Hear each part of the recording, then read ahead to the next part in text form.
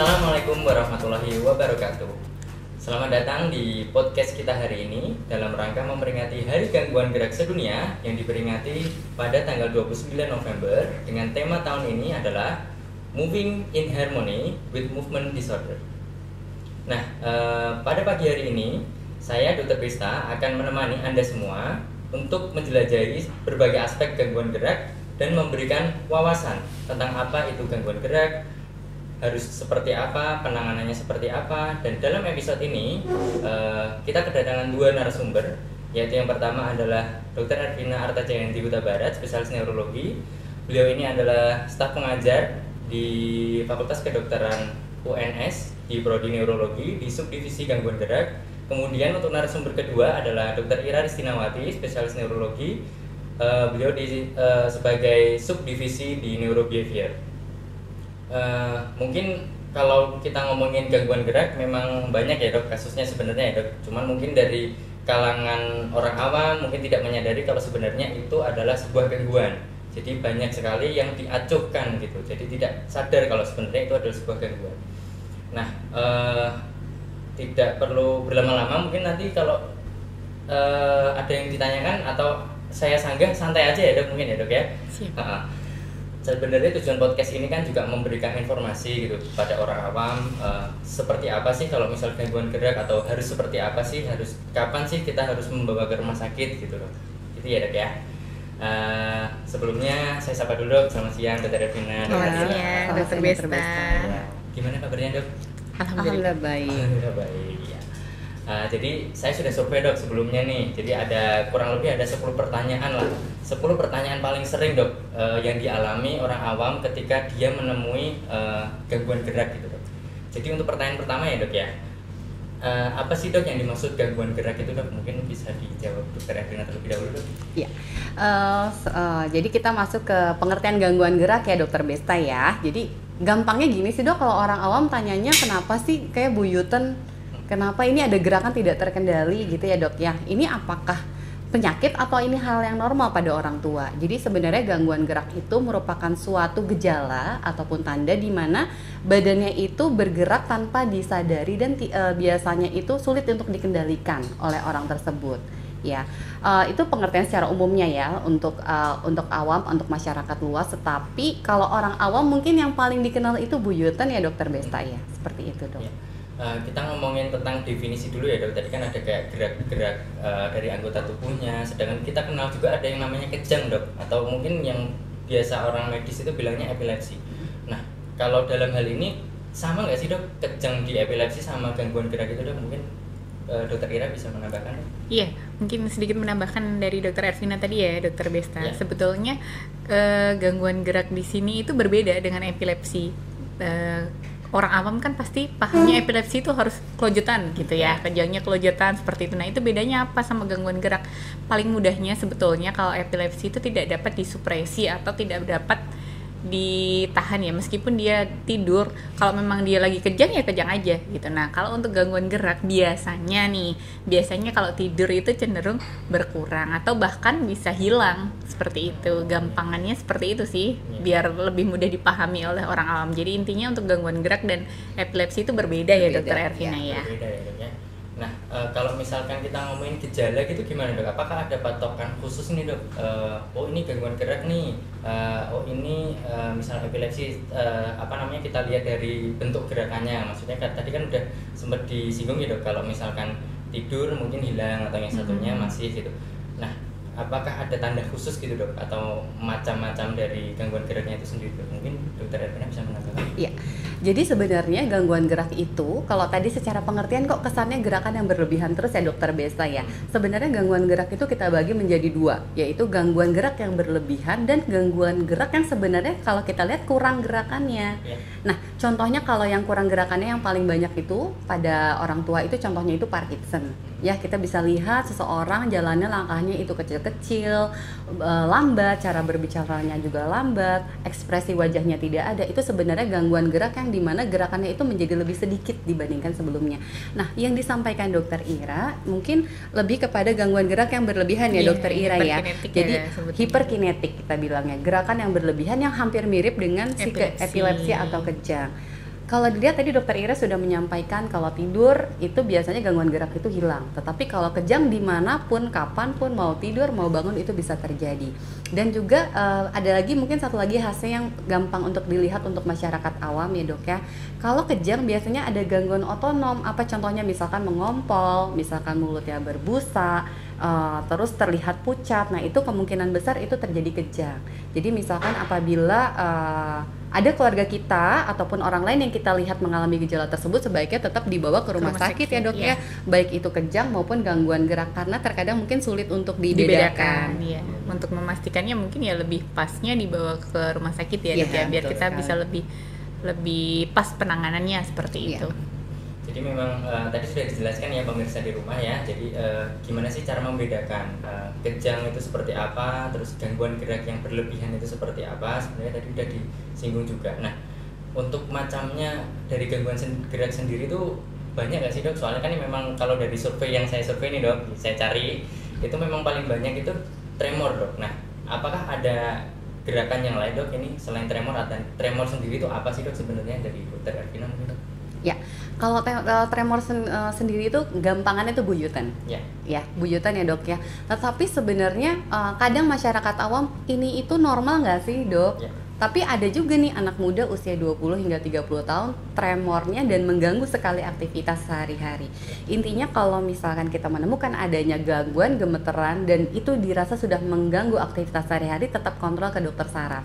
Kita akan menilai kembali. Karena kenapa tremor itu banyak macamnya dokter Besta.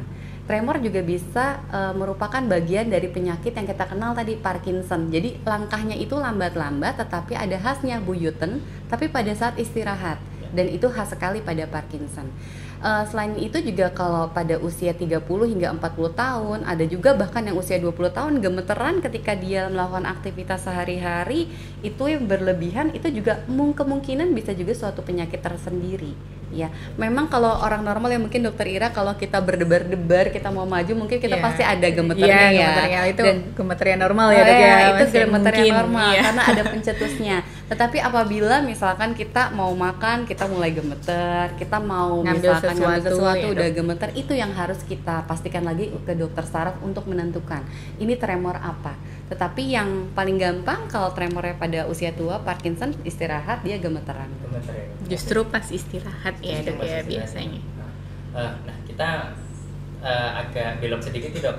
Kita sempat bahas Parkinson juga nih dok. Jadi kalau misalkan memang kita bahas Parkinson kan kadang juga dari pemirsa di rumah juga ada nih gerakan-gerakan atau komplikasi dari Parkinson sendiri kan kadang juga pasiennya agak sulit untuk diajak komunikasi atau dalam hal ini mungkin pikun ya dok ya.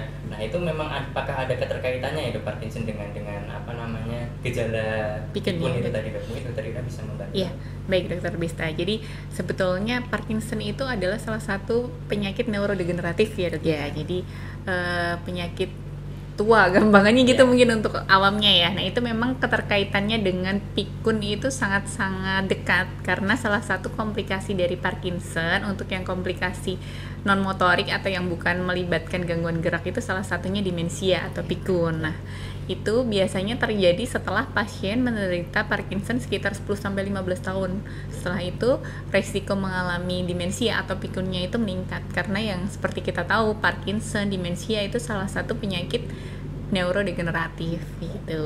Jadi memang erat sekali kaitannya. Komplikasi dari Parkinson sendiri nanti bisa bikin orang itu nantinya pikun gitu dok. Jadi sebenarnya masih ada kaitan ya dok ya. Iya betul sekali. Pasien-pasien yang dia menderita gangguan gerak dalam hal ini adalah Parkinson dengan penyakit pikunnya itu sendiri ya dok ya. Nah gimana sih dok caranya agar biar tidak terjadi gangguan gerak atau misalkan kalau sudah terjadi gangguan gerak juga tidak terjadi komplikasi, itu mungkin ada tips triknya dok dari dokter Ervina dulu mungkin dok? Ya, jadi sebenarnya kalau kita lihat ini kan penyakit neurodegeneratif ya, mungkin kita singgung-singgung lagi. Neurodegeneratif itu artinya itu kematian sel saraf yang mana akibat usia dok. Jadi semakin tua usianya, maka kematian sel sarafnya akan semakin lebih banyak lagi, semakin lebih besar. Nah, bagaimana kita menghindarinya? Yang pertama tentunya dok dengan makan makanan yang sehat. Karena ada beberapa zat pestisida telah diteliti juga ternyata keterkaitan dengan proses degeneratif. Jadi erat kaitannya, baik itu untuk herbisida maupun pestisida jenis yang lainnya. Sehingga kalau kita memasak memang harus matang dan juga harus dibersihkan terlebih dahulu dengan sangat bersih. Itu yang pertama, makanan yang sehat. Yang kedua adalah olahraga, Dok. Ini mungkin terdengar klise ya, Dok ya, dikit-dikit olahraga, tetapi memang kita ketahui, Dok, kalau misalkan olahraga itu mengeluarkan hormon bahagia ya, mengeluarkan endorfin, juga mengeluarkan banyak sekali dopamin. Jadi yang mana beberapa penyakit seperti Parkinson terutama itu kekurangan dopamin, Dok ya. Nah, tadi juga Dokter Ira menyampaikan ketika Parkinsonnya sudah lama sekali, Lama, ya, Dok. pasiennya itu jatuh gangguan kognitif, gangguan kecerdasan, lama-lama mungkin pasiennya itu kesel, depresi, Iya, dan mungkin kemana-mana dengan ya, Dok, ya? dengan adanya olahraga dia happy, dia senang, dopaminnya keluar, itu mungkin menjadi lebih baik. Dan kalau misalkan sudah terjadi ada gejalanya, segeralah ke dokter spesialis saraf terdekat untuk dokternya menilai, Dok, ini sebenarnya penuaan yang normal ataukah tidak. gangguan gerak. Gangguan gerak. Iya. Terus ada pertanyaan lagi, Dok, misalkan memang dia usianya mungkin belum berpengaruh dengan belum disebut dengan usia lanjut nih, Dok. Iya. Apakah masih bisa mungkin ya, Dok, untuk gangguan gerak itu muncul, atau misalkan dia komplikasinya langsung ke Parkinson itu tadi, apakah masih mungkin ya, Dok? Ya, jadi memang pada usia yang lebih muda, kadang beberapa kita temukan, Dok. Ya. Memang ada pasiennya juga ya, kita pernah beberapa kali menemukan pasiennya. Dan ini biasanya bisa jadi keturunan atau familial keturunan. Nah, bentuknya apa? Banyak sekali kalau gangguan gerak. Kalau kita ngomong yang hipokinetik seperti Parkinson yang muda juga ada memang, tetapi memang gejalanya yang kita ketahui seperti langkah kecil-kecil, tangannya itu gemeteran, wajahnya itu seperti topeng. Lalu untuk yang hiperkinetik banyak sekali, mungkin kalau kita di rumah sakit sering lihat ya, Dok ya. Tapi mungkin untuk yang orang awam itu mungkin pemirsa semua pernah lihat orang yang gerakannya berlebihan tanpa terkontrol, misalkan gangguan gerakan leher, misalkan begini-begini terus. Iya. Ya, kadang merasa kok ini orang aneh sekali, padahal memang itu suatu penyakit ya, Dok Ira ya. Selain itu juga banyak lagi misalkan gangguan kaki, misalkan dia duduk tapi rasanya kok risih ya, ke kakinya kepengen gerak yang berlebihan. Intinya gangguan gerak ini adalah gangguan di mana dia tidak bisa mengendalikan gerakannya dan berbeda dengan kejang seperti yang Dokter Ira sampaikan. Jadi sebenarnya memang mungkin pada keluarganya, kalau yang dilihat sekilas mungkin memang ini anak ini mungkin hanya iseng aja, padahal sebenarnya anak ini udah mulai ada gangguan gerak nih, Dok. Iya, ya. betul sekali. Mungkin dipandang dari orang lain, ini kenapa sih ini anak ini si A atau si B, padahal dari anaknya sendiri itu merasa dia terganggu dan mempengaruhi aktivitas sehari-harinya gitu ya, Dok. Iya, Makanya betul. salah satu indikasi dibawa ke rumah sakit juga itu ya, Dok. Betul sekali. Kegiatan aktivitas sehari-harinya itu terganggu. Nah, terkait dengan screening mungkin, Dok, ada tip atau bisa dijelaskan dikit ya, Dok, screening untuk melakukan atau pemeriksaan pada pasien-pasien gangguan gerak untuk jangan sampai nih terkena komplikasi, salah satunya kepikunan itu tadi, Dok. Mungkin dari Dokter Ira, Dok. Ya, kalau screening awal mungkin ya, apabila kita sudah menemukan memang gangguan gerak yang diderita itu merasa mengganggu aktivitas sehari-harinya, berarti kan memang kemungkinan besar gangguan geraknya itu yang abnormal ya, Dok ya. Maka sebaiknya memang segera dibawa ke rumah sakit agar dilakukan pemeriksaan lebih lanjut oleh neurolog ya. Atau kalau bisa ya di rumah sakit yang fasilitasnya lebih lengkap, mungkin ada subspesialis untuk gangguan geraknya, atau kalau untuk gangguan kognitif ya neurobehaviornya, seperti itu. Jadi kalau untuk membedakan secara detail untuk awam kan agak sulit ya, Dok ya, karena gangguan gerak tuh banyak sekali ya, Dokter Ervina ya. Ada yang hipokinetik, ada yang hiperkinetik. Kalau awam membedakan, oh ini masuk yang ini, sepertinya mungkin susah. Jadi ketika ada gerakan yang sekiranya kok mengganggu dan menurut orang itu sendiri dia pengennya sebetulnya nggak bergerak tapi kok inginnya gerak terus, seperti itu tidak bisa dikendalikan. Nah, itu mungkin sebaiknya memang harus segera ke neurolog, seperti itu mungkin sarannya ya, Dok ya. Iya, Mungkin betul Dokter sekali. Ervina mau menambahkan, Ya, mungkin Dokter? itu saja sih, Dok, saya rasa sama. Jadi untuk selanjutnya nih, Dok, nah ini juga pertanyaan paling banyak juga nih, Dok. Jadi apakah gangguan gerak ini sebenarnya bisa sembuh ya, Dok? Nah, monggo Dokter Erwin. Ya. Jadi untuk gangguan gerak apakah bisa sembuh atau enggak, Ya. sebenarnya tergantung jenis gangguan geraknya ya, Dok ya, dan apakah termasuk ke dalam neurodegeneratif atau tidak. Jadi ketika kita ketemu pasiennya buyutan, bisa jadi itu sebenarnya merupakan gejala dari penyakit lain. Kita jangan lupakan, bisa jadi gejala bukan murni proses kematian sel tertentu. Misalkan karena ada tumor terus dia jadi gemeteran, jadi tremor. Ada juga misalkan akibat tumor yang lain gerakannya jadi lambat-lambat kecil-kecil menyerupai Parkinson yang neurodegeneratif. Jadi tentunya kalau untuk menjawab bisa sembuh atau tidak dok, dokter harus menentukan dulu nih ini neurodegeneratif ataukah penyebab lain, kita harus mencari tahu penyebabnya. Ya, jadi untuk pertanyaan mungkin yang ini tergantung diagnosanya ya dok Desta ya. Tergantung etiologinya mungkin Iya, ya dok betul. ya. Jadi sebenarnya memang penyebab di gangguan gerak juga sebenarnya masih banyak juga ya. Banyak dok, ya. sekali. Tergantung penyebabnya juga sih.